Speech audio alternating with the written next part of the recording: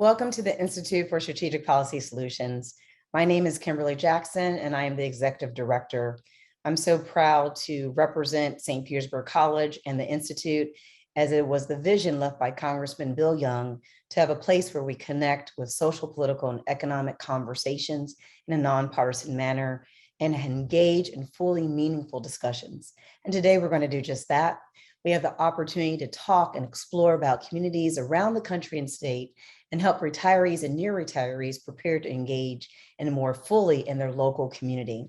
As you know, we have a wealth of talent as we age out, and it's important to keep those brilliant minds engaged. Before we get to that conversation, I'd like to talk a little bit about our partners. I'm proud to say that we are working with the Florida Civic Advance, who you'll hear more about later. And we're always grateful to work with AARP of Florida. AARP Florida State is a wonderful organization. And Jeff Johnson, who is the state director, is also a member of our Institute board. And he is the moderator for today. And I'm proud to introduce him as well right now. As AARP Florida State Director, Jeff Johnson leads a team and staff and volunteers across the state to fight for equipment and for Floridians to choose how they live as they age by advocating at the local, state, and federal level on issues of health and financial security and making communities more livable for all ages. Jeff has worked with AARP Florida since 2000, has served as a state director since 2010. And it's important to really understand this intergenerational space that we are currently in. These conversations are ever more important as our community grows smaller from a technological space. So thank you, Jeff, for leading this conversation and for connecting our state. Take it away. Thank you so much, Kimberly. I really appreciate the opportunity to do this today, and thanks to our panelists and everybody who's participating. So just really quickly to touch on something that Kimberly already said, the Florida Civic Advance is an organization, it's a new 501c3 here in the state of Florida that's really focused on how do we encourage all measures of civic engagement in the state of Florida. And when I first heard about it as AARP State Director, I thought, these guys can't be right. Florida can't be at the bottom of the barrel when it comes to civic engagement because we're Florida and we have so many people who are retired here. And we know that older people tend to be more likely to volunteer, to donate, to be active in civic life in all its forms.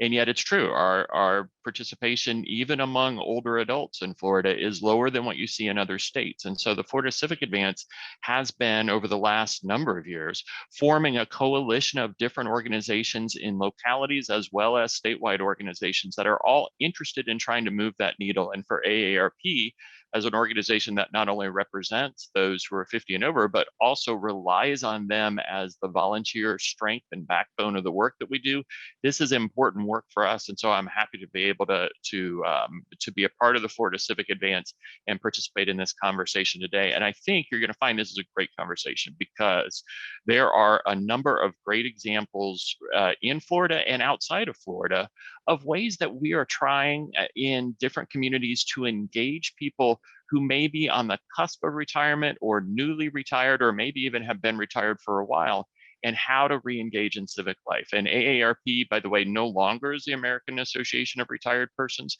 I got a big lecture yesterday from a lot of recently retired leaders in the state of Florida who said that retirement is not a word that they really relate to or think of as their life, and I understand that.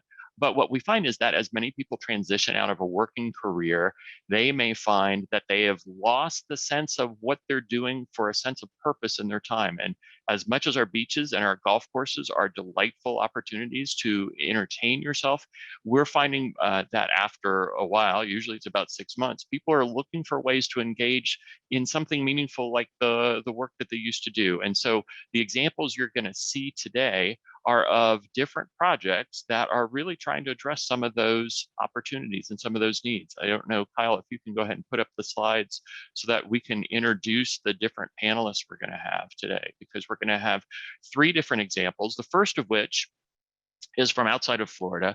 And I am not going to read through the bios because I want to make sure that we have as much time as possible for presentation and Q&A, but I will just highlight that Greg and his partner in this presentation, Cora, both from Springfield, Missouri.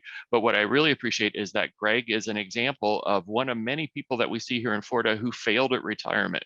He retired for all of 8 days before going back to work with the United Way of the Ozarks.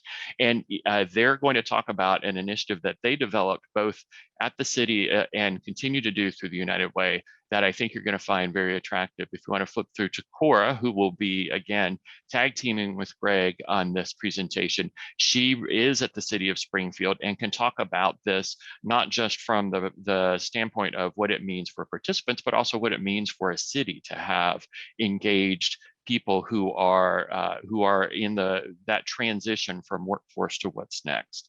And then after we hear from the folks in Springfield, we're going to move to Florida, and we have Hella Spellman from Tallahassee, where she works at the Tallahassee Senior Center and has done wonderful work over decades, but particularly has focused on a lifelong leadership program that I think you'll find very attractive and interesting, and may cause you to think a little differently about what a senior center is and what it can do as an asset in the community.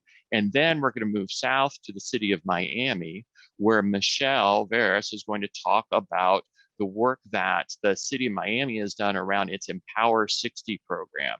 So we actually are going to see 3 different examples. They're each going to present a little bit of their program, what started it, what the impetus was, and how it works. And then hopefully we'll have time for questions and answers at the end of the 3 presentations. So as you're listening, if you have questions, please do put them in the Q&A, which is at the bottom of your Zoom screen. And you can also put comments or your thoughts in the chat as well. So with that, I am going to turn it over to Greg and Cora so they can talk about the Give 5 initiative. It is all yours. Take it away.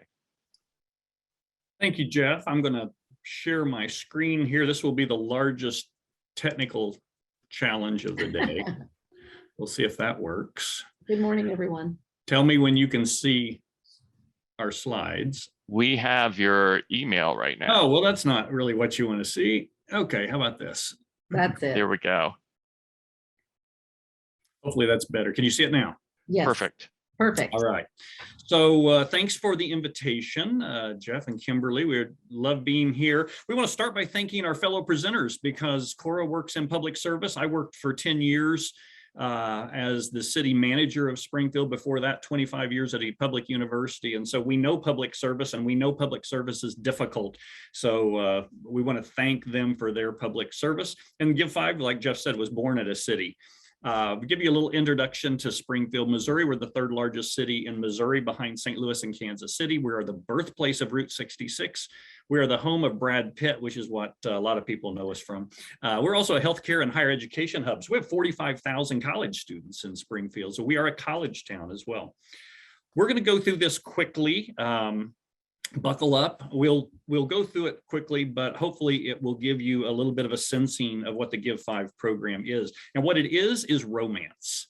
We think of the Give 5 program as romance because of this. At its heart, it's really civic matchmaking. Think ecivichaharmony.com. Hopefully we don't get sued by eHarmony, but it is civic matchmaking. And the reason we think of it as romance and civic matchmaking is because on one side of the romance, you've got all these nonprofits in your community that need talent. And we can argue that the need is greater than ever. In fact, BKD just came out with a report a couple of weeks ago. It's a national report. 71% of nonprofits are actually hampered by the staffing shortage. They're going to rely more and more on volunteerism. And really on the other side of the romance, what you've got is this entire wave of retirees or near retirees, and they have tons of skills and talents. And for the first time in their life, they have time. But what we found is, and we found this out the hard way, it can't just be any volunteer opportunity. You really have to find something that touches their heart. And so this idea of civic matchmaking is something we take very seriously. We can't just pick something out of the phone book. And I know I'm dating myself when I talk about a phone book, but how do you even know what's out there if you're retiring from a career? And I've spent my entire career as an accountant or an engineer or a teacher or a heart surgeon. How do I know what's out there? Well, we created the Give 5 program to answer that question and to provide that purpose that Jeff was talking about. And we really created it to address 5 macro trends at the same time. And these are 5 macro trends that every community in the country is experiencing. Just real quickly around the top, the largest baby boomer wave of retirement in the blue arrow, 10,000 of us turning 65 every day for a period of 19 years. The largest baby boomer health risk, according to the US Surgeon General, is isolation. This growing need to strengthen our community fabric. We're seeing less and less empathy in communities, and this need to come together and bring people with different experiences together. I mentioned earlier the increased importance of volunteerism in a really tight labor market. That becomes more and more important. And then the largest transfer of wealth and knowledge in the history of the world is actually already underway. So when we created the Give 5 program, we based it on one central assumption, and that is people are naturally good. Once they see the needs in their community, they're going to want to help. But quite frankly, most of us have been really busy working. We really haven't seen our community, and we don't really know what's going on in our own backyard. So we let them see behind the curtain. We let them learn about their own community. So there's an educational aspect of this that Cora will talk about. We also let them do a taste testing of the volunteer opportunities, because you on your own probably won't retire and call 23 different nonprofits and find out what volunteer opportunities they have. But we can do that in a way that's, you do it as a part of a group and you do it in a fun manner. We think of Give 5 as couch repellent, because we hear all the time of people who say, oh, I wish this had been available years ago for my grandmother, grandfather, uncle, aunt, whoever who retired, sat on their couch and really didn't survive very long. Because if you go retire and sit on your couch, that's not very good for you or for the community. We've also found that the key to having the biggest impact in a community is to identify what is that one big thing you want to move the needle on. Because you think about it, we're going to throw hundreds and hundreds and hundreds of skilled volunteers at something. And when you have all those oars in the water, if you've got them all rowing in the same direction, that has a potential for a massive impact. In our community, we have focused on reducing poverty. So we show the class things like these heat maps. This heat map happens to show a food desert, the various food deserts in our community, but there's all kinds of ways to tell the story and show the community what's going on. So I'm going to turn this over to Cora. She's going to talk about how it works. Yes, good morning, everyone. And I'm enjoying watching the comments come through. And I like that phrase, time philanthropy, Jack. That's a great way to refer to volunteerism. And we had a Give 5 program alum I met with this morning at 7 a.m. who volunteered at one of our special events. So we see these participants almost every day in our community. In Springfield, how it works is we recruit a class of about 20 to 22 people, and it's 5 program days over roughly a 5-week time frame plus a graduation. So that's 1 day per week for 5 weeks. And we physically take them in a shuttle bus to visit 23 nonprofits. It's kind of like speed dating. We're letting them see behind the curtain and take a tour of each one of these nonprofits and see what's going on behind that. We found that graduates are our best recruiters, and they are out there recruiting future classes all the time. We have a graduation, and we invite them to volunteer, and we say volunteering is voluntary. They don't have to make a commitment, but all of them certainly end up doing so. And we have a signing ceremony where they signal their intent to which nonprofits that they're going to volunteer with. And the reason it's called Give 5 is that it's 5 hours per month that we ask them to commit to if they're willing to. And we find that they volunteer far more than that. And some of them volunteer up to 2, 3, 4, 5 different volunteer opportunities, some ongoing and some sporadic volunteer opportunities. But it's really a feel-good moment that media captures when they make their commitments.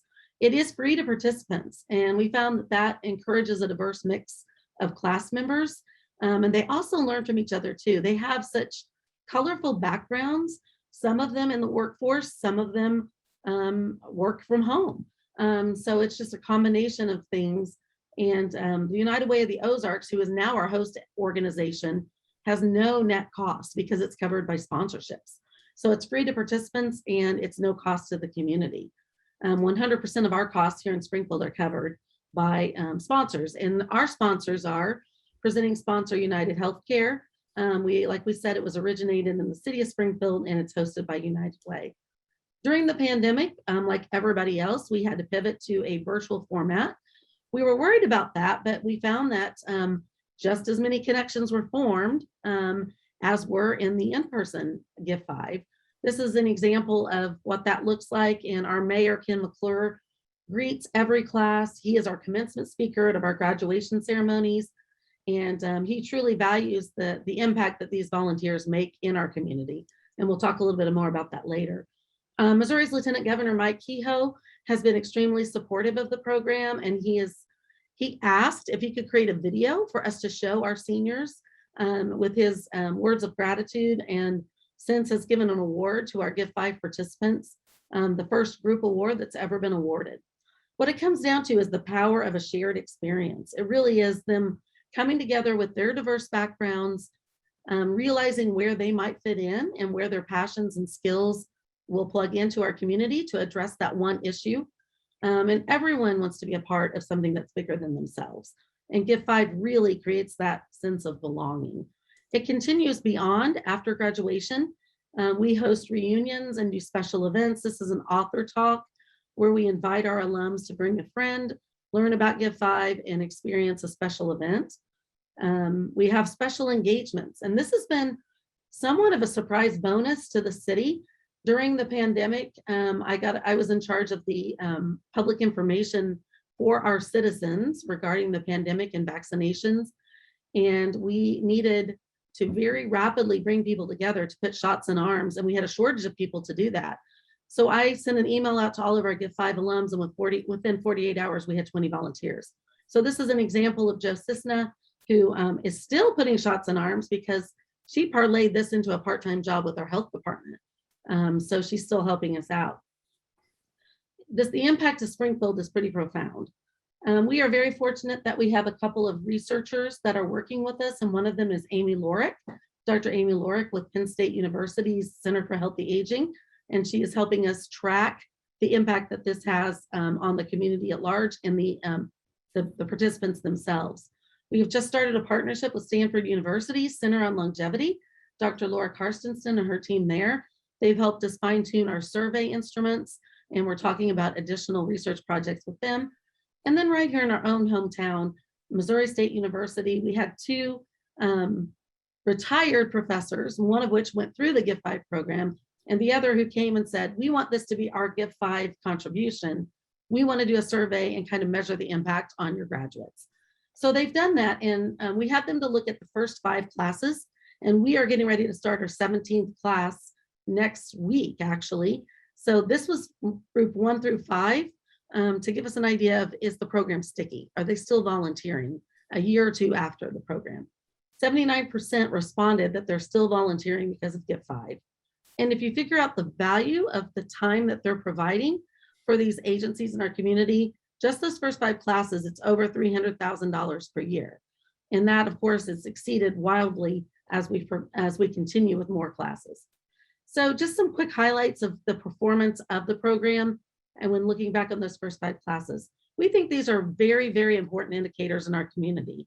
And the program is proving to increasing empathy, the knowledge of the needs in our community. It makes people feel more connected. And this is very important. It's increasing their level of trust in the work of the nonprofits. It has an amazing ripple effect, and we're just starting to see that. We asked them how many people they tell about the Give 5 program, and I almost did not put the 10 or more option on the scale, but 64% say they tell 10 or more people about the nonprofit organizations they visit as a part of Give 5. So we feel like it's really increasing awareness. We won the Missouri Innovation Award winner by the Missouri Municipal League. We were invited to speak to the U.S. Conference of Mayors, and most recently have presented to the International City and County Managers Association on a couple of occasions. This is a smattering of kind of the media results. I would call this program a media darling. The media, there's just unending stories that they can tell about individual participants, the impact on them, but also the impact on the community at large. And that coverage continues as they cover each and individual graduating class and the impact that these alums are having in our community. We received some national attention, and I think that was primarily because Next Avenue, PBS's nextavenue.org, picked up on the program, and then Forbes did a story on it as well. So now we are implementing this and licensing it in other communities. Tulsa is up and running, and on deck we have Knoxville, Tennessee, Clayton, Missouri, which is a suburb of St. Louis, Columbia, Missouri, which is where Missouri University is located, And Canton, Ohio is really close to implementing as well. Thanks, Cora. We were asked to explain what success looks like to us. To us, it's world domination. And I say that only partially tongue in cheek because we can't imagine a community in the world that doesn't need this. There are a lot of countries that actually have a higher retirement rate than the United States. We always talk about our retirement rate, and I talked about it earlier, 10,000 baby boomers turning 65 every day for 19 years, but there are a lot of other countries that have this as well. Life expectancy is increasing. Babies born today, about 50% of them in the Western world are expected to have a life expectancy of 105. So are we really intended to end our careers and our lives with a 40-year vacation? One of the things that we've noticed as we talk to people all around the country is that talent attraction and retention is huge. Number one employer challenge that everybody's experiencing is talent attraction and retention. But what about the talent that's actually dormant within your own community? These are people in your community. They already like your community. They love your community, and they're just waiting to be asked. So would it work elsewhere? Like Cora said, yes. Give 5 in a box. We're licensing to other communities, but no community has had to purchase it yet. We've always had a presenting sponsor who steps up in every instance and pays for the license and the implementation costs and all the training. It's already covered. And like Cora said, these are the communities we're working with right now, with Knoxville, Tennessee on deck, probably within the month of April. Dr. Robert Putnam, who wrote Bowling Alone, you can see his quote here about the Give 5 program. I won't read it to you, but we were absolutely blown away when Dr. Putnam gave us this quote. He's obviously a big fan of the program and some of the work that we're doing in Springfield. So Jeff, hopefully I got through all that. Cora and I got through that in our 15-minute window. And so I will stop sharing. Thank you both. Very much appreciate that inspiring place to get started in this conversation. And we're going to turn next to Hella Spellman in Tallahassee. I'll remind folks to go ahead and use the chat for questions and answers. You can use the Q&A box as well, but I know that we've got a lot of content to share, and I love that Cora is already answering in real time questions that come up about this particular program. So Hella, as soon as you're able to share your screen and come online, we will turn it over to you. I will mention, by the way, for those of you wondering why on earth a Florida event would ever invite somebody from outside Florida in, I noticed that a lot of the participants here today are from Pinellas County, and Peter Kageyama is somebody that you may know. He's a St. Pete resident who wrote a number of books, including For the Love of Cities, and in one of those coincidences that tends to happen within a city, I bumped into him in a salad place, and he said, "Hey, you got to talk to this guy, Greg Burris, because he won't leave me alone." And we took it from there. So let's see, checking in with Hella to see how we're doing. Okay, do you see my screen? We are not there on seeing your screen quite yet. This is the most challenging thing of any Zoom webinar. Yeah, it's on share. Huh. Do you need to release your camera? Maybe that's it. Is that it? You got it? We see you now. But that's okay. That's what we love about technology. Here we go. We see Now you we got it. Wonderful. You got it? Yeah. Okay, sorry about that. Yes, Oh, it's always wonderful. the technology challenges. So yes, thank you very much for having me. I apologize, but I'm going to kind of be reading so I stay on track. I could talk about this program for 3 hours if you let me. So if I don't stick to my notes, I'm going to digress too much. So again, my apologies for reading. And like Cora and Greg, I'm going to run through this pretty quickly to try to stay within my 15-minute time limit. So what is Tallahassee Active Lifelong Leaders? It's an educational experience for older adults seeking to explore creative and productive roles in their retirement years, and an opportunity for active older adults to pursue leadership and civic engagement opportunities. And in other words, what it is, it's a community leadership program designed specifically for seniors, which we define as 50 and older.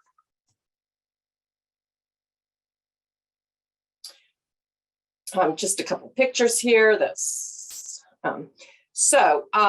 Many of you are probably familiar with community leadership programs and probably have participated in yourself. But if not, and if you're not familiar with them, they're usually often run by local chambers. And they are programs designed to bring more in-depth awareness to people who want to be involved in the community and have a positive impact on the community. So our local program is called Leadership Tallahassee. And the mission of Leadership Tallahassee is to cultivate a diverse network of emerging and experienced leaders committed to improving the community. And what they do, preparing leaders to meet and anticipate challenges in the community through programs for adults and high school students. Participants experience information about all sectors of the community, including business, economic development, the arts, government, and more. As a result, they find their own connection in the community by making a difference through leadership. So I shared that because that's just really one of the better summarizations I could find of what a community leadership does, or community leadership program does. So why should we have one for seniors? This is a quote that really sums it up for me, the people who inspired me to develop this program. In my job here at the Senior Center, these were the type of people I was frequently encountering. Seeing aging in a new way, not what we think of as their grandparents, how they saw aging. And so I was frequently coming across this population of people, and I've referred them to Leadership Tallahassee and recommend that they participate. And I was finding them, they would look into it, and I was finding a lot of them said, well, you know, I'm not going to commit to a year. It's a year-long program. It's just too long. I like to travel. I like to go visit my grandkids in the summer, et cetera, et cetera. And then also there was a cost barrier. The Leadership Tallahassee program is quite expensive to participate in.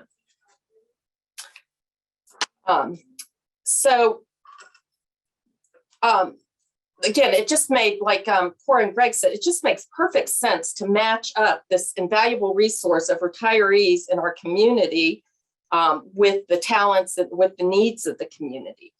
So we were looking, you know, one of the benefits of what the retirees had to offer is the skills that they want to continue to use. Many wanted to learn new skills and utilize new skills. Very importantly, many want to stay actively engaged and connected.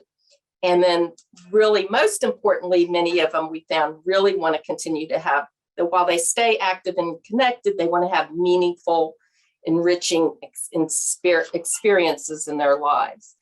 And for our communities, some of the benefits of cultivating the older population into this role, as opposed to just the general population, is that they have more time and flexibility with their time. And like Greg mentioned, nonprofit organizations have a lot of needs, and they're not necessarily needs that can be met after 5:30 when the working population gets off work. They bring a lot of professional skills. I already mentioned the flexibility. And then the seniors in our community, not all of the people that go through the program, but the ones that have lived here, worked here, and retired here, bring an invaluable historical knowledge. So oops, my mouse is sticking, trying to advance my slide. I apologize. There we go. There we go. So this, in developing the program, I'm not going to read through this, but this was just our initial goals and objectives that we established right away. And this is what the goals and objectives that we share on our orientation day with the class members, that we're going to broaden your community of the knowledge of the community. We want you to learn more about opportunities for volunteerism, lifelong learning, and self-enrichment. We want to bring awareness of various aspects of issues, respect each other's perspective, and have fun. So a brief program overview. What we do is we do a preview reception to kind of give people an idea of what the program's about. I speak at the event, give an overall orientation type thing of what we do, what they would what would be expected of them during the 8 weeks. And we also have tall graduates there that they can mingle with and talk to about their experience in the program. We do have an application process, and that's really important. We can only take 20 people in the program at a time. And And so we do a selection process. The reason we do a selection process is because we want to make sure we have a very diverse population of people in the program. That kind of a microcosm of the community of Tallahassee, so socioeconomically, culturally, politically, experience-wise, the whole gamut. We want to make sure also that the people that are committed to reinvesting in the community. We invest in the program and ask our sponsors to invest because of the hopeful return on investment for being the participants re-engaging in the community. So our fee for the program is $120, and that covers the 8 weeks. And you'll see, I'll show you some sample program days during those 8 weeks. Every program day that includes snacks, lunch, and all of that. It's an 8-week program. We meet once a week for 8 weeks. We go all day. Our program days usually start anywhere between 8 and 9 a.m. and go until about 5 or 6 p.m. The exception is graduation day, which we start later in the day and do some wrap-up activities. And then we have a graduation ceremony. And like the other program you just heard about, we usually have, VIPs in the community that are keynote speakers. So, like I said, we have 6 program days, and these are the topics from which we choose. I have a tall advisory committee, and what they do is they help, one of the things they do is help decide for the upcoming program what 6 topics of these topics we are going to look at. And that's based on what might be relevant in the community at the time. So, for example, our last program, we have a lot of business and economic development going on, so we're definitely going to do that. Or there might be a big art and culture issue, but we choose 6 of those to focus on for the 8 weeks of the class. So this is just, I'm just going to go, like I said, go through this real quickly, but an example of what a program day might look like. This was one of our public safety days. Next screen, that's half the day. So one thing here is you can see, like at the end of the day, we had, it's important that we bring in key leaders in the community for any program day. So on this public safety day, usually we're able to get the police chief, the fire chief, the emergency services chief, and the sheriff to interact with the people.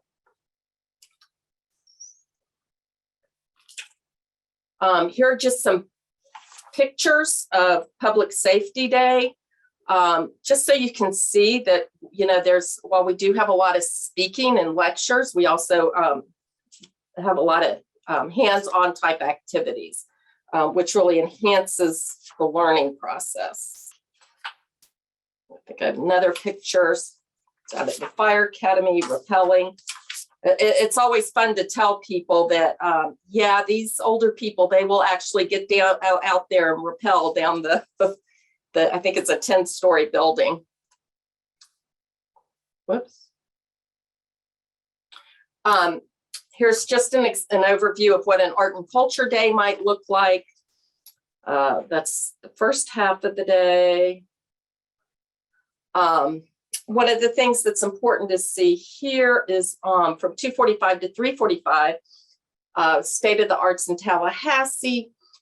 We, the first 2 speakers on that panel, Tallahassee was in the process of looking at whether or not we should build a performing arts center. And those 2 presenters have opposing views. And I bring that up because it's part of, is getting the people deeper into looking at what some of the issues are and and understanding the challenges that come with those issues. Because ultimately, a lot of the people that go through the program, some will just simply volunteer, but a lot of these people really want to get more involved in advocacy, on sitting on community boards or committees and so forth. So we really try to bring a thorough awareness to the community so they have a more in-depth understanding of it. So how do we do all this? Like I said earlier, I have an advisory council. Putting those program days together, as you can imagine, takes a lot of work. And I put together committees for each program day to help put them together, from Leadership Tallahassee graduates as well as now Tall graduates. The other resource we need is transportation. We never stay in one place very long. We move about throughout the day. Staff is one thing to consider. And again, this is our program. You can modify it for your needs. This is the only program that I am still hands-on involved with directly in implementing. So it takes those 8 weeks. It pretty much takes all my time.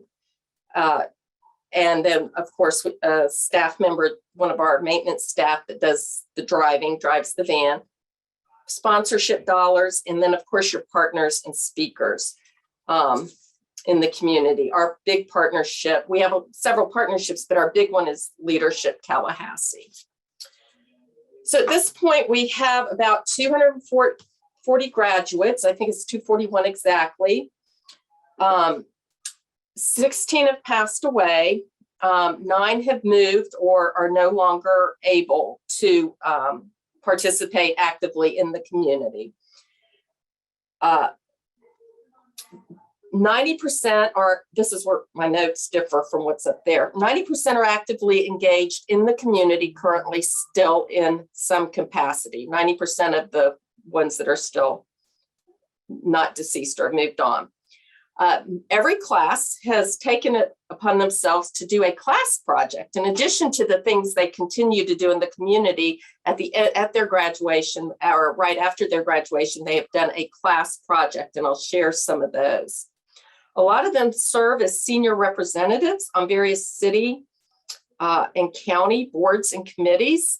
I get a lot of calls from the community asking for recommendations of graduates of our program, especially a lot of city things lately to have senior representation. And then, like I said, a lot of nonprofit boards are seeking out that as well. So what did the graduates say? A lot of them making new friends and bonds, have much greater insight into the community, an increased awareness about the community, and a motivation to volunteer more. I had a bunch of quotes up, but I lost my presentation this morning and we had to recover another one. So I wasn't able to get those back in time. I was just grateful to get the presentation, a form of the presentation back. But in any event, we have very, very good, we do a evaluation at the end of each program day as well as the end of the overall program, and have extremely positive evaluation of the program. These I'm going to run through just so you can quickly see some pictures, but just these are just some ideas of what people are doing and organizations they're with. So the idea being, it's not so important specifically what, but just to see the varied things they're doing, the varied organizations they're participating on. And then just some fun pictures of our program days. This is a class project. This class at the end of their program decided we had just built some veterans apartments here in Tallahassee. They built 16 brand new homes for veterans and they needed to be furnished. In this class, completely furnished 8 of those veterans homes, from all the furniture, bed, couch, to the knives and forks, everything they needed. So again, just some more fun pictures and class projects.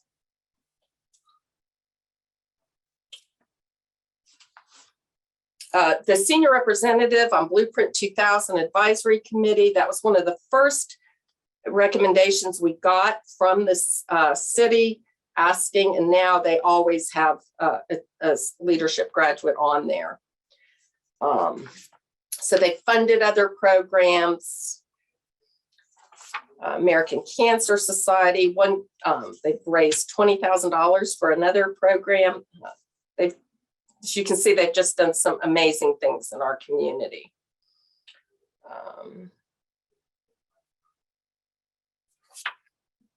One group worked with the Boys and Girls Club for an entire summer, helping with the after-school program.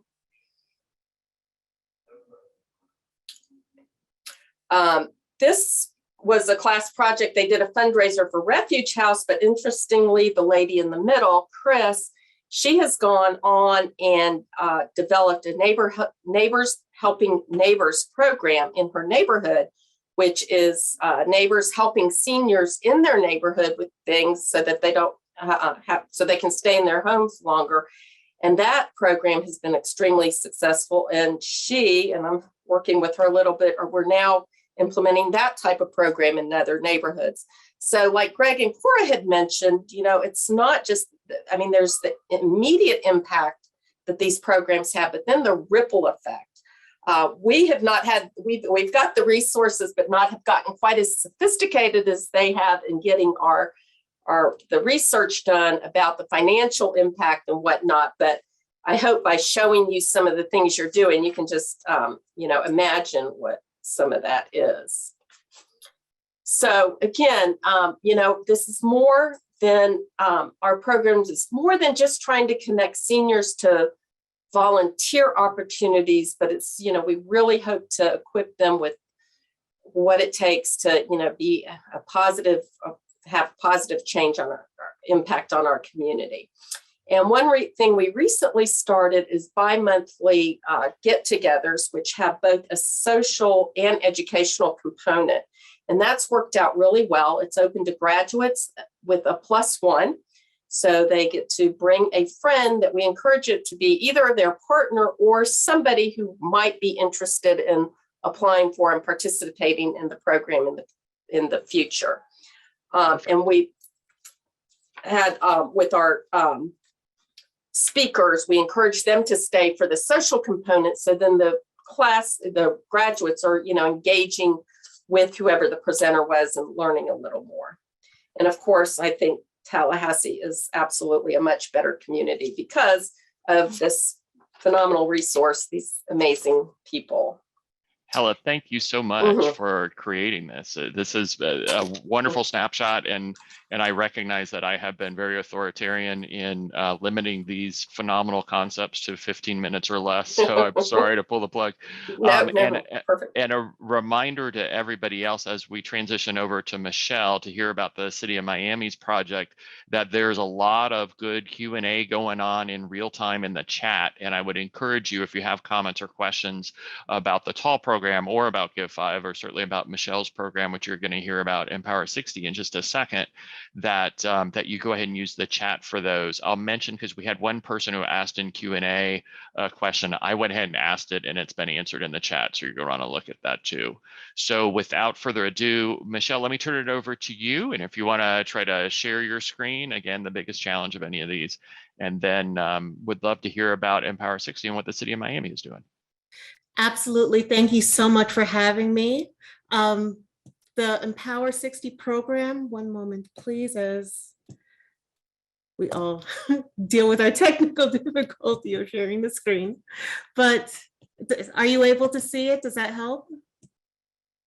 Awesome. Perfect. See some nods, so that's perfect. So the City of Miami Empower 60 program was created to help older adults learn strategies for engaging their local governments. It was a 4-week program held in each of the 5 commission districts in the City of Miami designated for older adults. You had to be a resident over 60. You had to be able to commit 2 hours a week for 4 weeks to be involved in the program. We had a purpose to educate our neighbors and, well, I should also just read the presentation. So, to increase resident engagement, educate our neighbors about local government's role and impact, promote engagement and service deliveries of our local government services. So each week, the topics include public safety, clean and beautiful neighborhoods, growth and development, education, economic access, culture and recreation, and efficient and effective government. At the end of the 4 weeks, participants created a civic engagement plan, and they also received a stipend through a gift card. So again, here's some of the eligibility. You have to be a Miami resident, 60 or older, and be able to participate each week for 2 hours. This is some of our course overviews. So learning the basics, Civics 101, the city of Miami versus Miami-Dade County. Who is your manager? Who is your commissioner? How do you participate in commission? And how to contact your elected official. So these are some of the pictures with our, we also had a liaison who was able to conduct the presentation in Spanish. This is another week. So our most engaged departments involved code compliance for illegal dumping, solid waste if you needed to pick up, the parks and different services our parks hold. Some have pools, some have yoga, some have exercise classes, all directed for seniors. So a few more pictures, economic access. So what is a community redevelopment agency? District 2 and District 5 actually have active CRAs. Our Opportunity Center is as a job training. So if anyone needed a job or maybe even know somebody who needed an additional set of training, Excel, PowerPoint, those kind of things. We had Child Learning Centers, which is also our daycare, again, free of charge. Health initiatives, housing programs, economic initiatives, anything needed in the city, we were able to inform these participants. So here are a few more pictures, some via Zoom and Teams meetings. So again, we have Golden Passport, which is our free transportation. We have senior feedings, working together and using the community as a connector. So at the end of these 4 weeks, 18 City of Miami residents participated. They actually had a reach of 240 residents because each person was able to connect with 5 other neighbors, and District 5 has its own AARP chapter. They also had their own civic engagement project, which you're going to see an example of in just a second. The best part about it is our pre and post survey. So at the end of this, 100% of the population was able to know the difference between the city of Miami and Miami-Dade, who their mayor is, who their commissioner is, where their commission district is, and how to contact them, the different services available, and about our age-friendly initiative. So each person had their own action plan, their civic engagement plan. This is an example of it. So reporting issues that is in their community, their particular district, such as homelessness, illegal dumping, and who to contact for how to resolve that issue. So at the end of it, it turns out the big areas of interest were voter suppression, gun violence, community involvement, illegal dumping. And again, even if the city of Miami may not be able to provide a certain service, such as the voter suppression issues, they were able to know who in the community, such as if it's a county, if it's a state issue, that we were able to say what entity does what for government, in government. So participants were actively engaged, they feel empowered, they received stipends and an active recognition. You see the certificates. And as a follow-up, we were able to reach out to the other each participant, excuse me, within 4 weeks. They were also seen at community events such as Commission, City Hall, and we're following up with this age-friendly survey that we were able to translate into English, Spanish, and Creole. And we sent out the link electronically, and they could also scan it through QR code. So we learned that COVID was a bit of a challenge, but social isolation is very, very real. It still is real. And each program had to be adapted to each community. We have 5 different districts, 5 different neighborhoods, and English, Spanish, and Creole. So that is my presentation. Made it short and sweet, but I am Michelle Varas, Administrative Services Manager, and I also had the help of Susanna Penarana and Michael Roman. So thank you for having me. Michelle, thank you so much. I think it's wonderful to see different examples of how we get at the same question of how we engage retirees and older residents of our communities. So we have a couple of minutes, not long, and we may run a little bit over one. So apologies to those who are going to have to jump because they've got something scheduled at 1, but hopefully our panelists don't and can answer a question or two. The two that I saw most either in chat or also in some of the questions we got in advance, one was, how do you recruit the participants? How do you get the people who go through this program to raise their hand and get involved? And I would say whoever wants to jump in of our panel on that would be helpful. So we had some recommended by our commission district, and we knew the Hadley Park area in District 5 had an AARP program. So it was more like a word of mouth for us.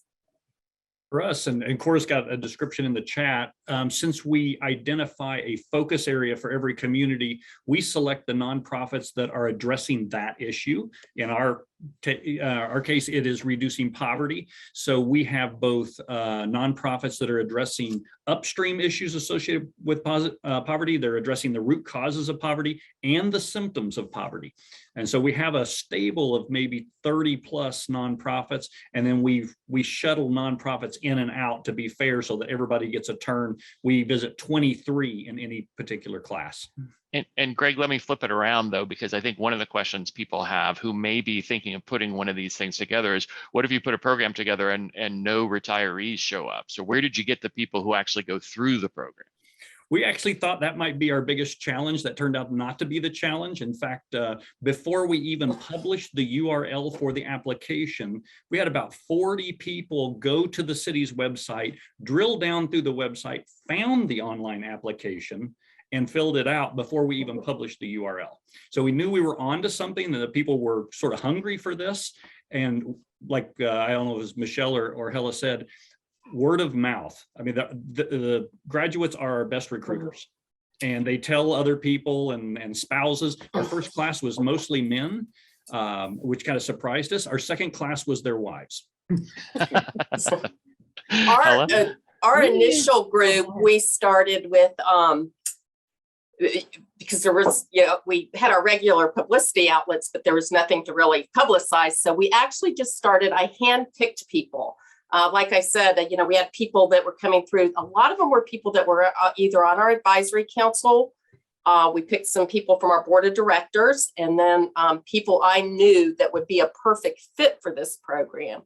And I would say the first 3 classes, we took anybody that applied because we didn't have enough applicants, but it just snowballed after that, strictly word of mouth. And now we do very little advertising, just that we're going to have the preview reception, and applications will be available such and such date, because the word of mouth has just done enough advertising for us. And let me stick with you for a second, because there are a couple of questions that were specific to your project. One was, how long has this process or this project been going on? I know Greg and Cora on class 17, and Michelle is just starting out. How long has Tall been in existence? So our next class will be 13. But I think we started in 06 or 07. We skipped 2 years for various reasons, and then we skipped the two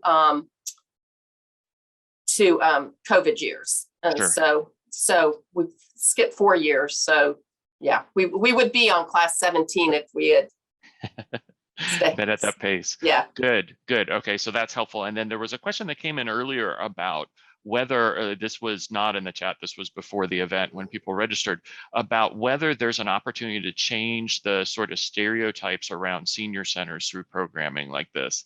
And Hella, obviously you work at a senior center. Michelle and Greg and Cora, I don't know the degree to which maybe senior centers are or not a part of yours, but I think it's an interesting question.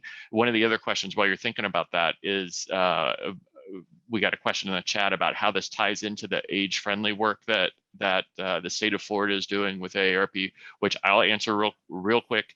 There are a lot of folks on this panel or on this attendee list who are members of age-friendly community working groups in their community. So the idea is this is a great example of what it means to be age-friendly, and we're hoping that communities will be inspired by what you all are doing and follow up with you to figure out how to steal it.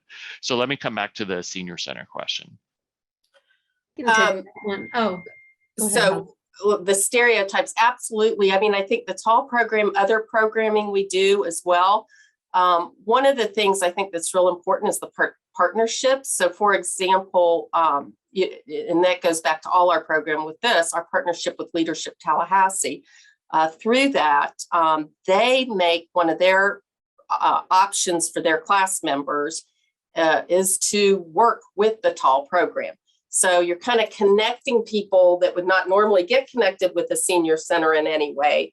And, it's like, oh, wow, this is very different than I expected. So a lot of partnerships, I think. And, one of the other big impetuses for this program for me back then, we don't see it as much now, was to kind of help fight some ageism in the community and have people see, hey, seniors aren't people sitting at home in rocking chairs. I mean, these are very active adults that have a lot to contribute to our community. Great. Thank Similar you. situation in Springfield. Our senior centers are our top magnet for volunteers through this program. And it really raised the profile of our senior centers to a whole new audience. Those who frequent our senior centers, of course, we're very fond of them, but I think this really upped the profile and did combat some stereotypes, definitely. Great. Thank you. And I know we are at time, so I need to throw it back to Kim to wrap us up. I know there was one last Q&A, which I think will work as a good close, because it said, where is the program in Sarasota, Manatee? To which the answer is, it is wherever you create it, learning from these three folks and anyone else that we can find who is already doing this good work. I appreciate all the people in the chat who are talking about different parts of the state where this is a program that either they're working on something like this or they want to work on something like this. And I hope that that's what this conversation sparks. Kimberly, thank you so much for letting ISPS yield a little bit of time to the Florida Civic Advance and this conversation. I'm going to give it back to you now. Well, we're honored. I mean, the conversation is so important, particularly as we think about talent. I'm a big proponent of having mentors either way, but we cannot really grow as a nation and really think about generational wealth of knowledge that we have without spending time with people who are seasoned in particular professionals. And even if you don't learn the most stern skills or the professional skills, you learn soft skills from people too. You learn networking.